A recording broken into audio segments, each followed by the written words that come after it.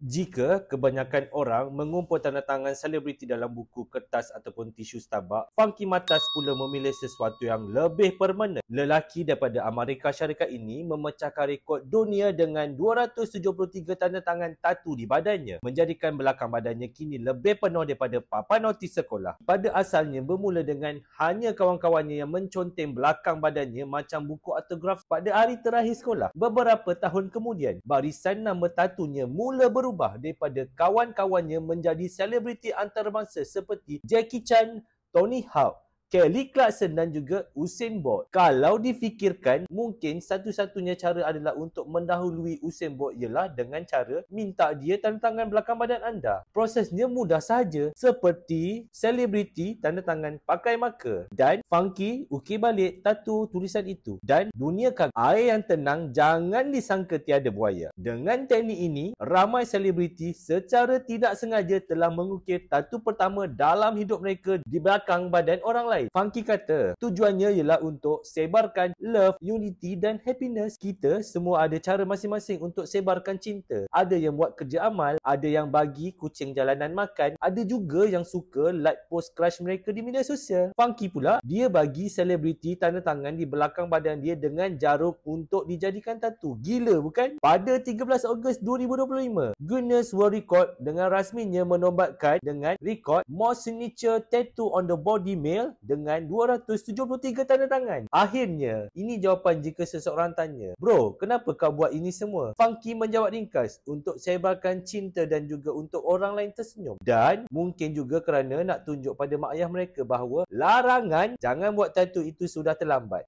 Ingat, kita orang Islam, tattoo tu haram, nanti masuk api neraka.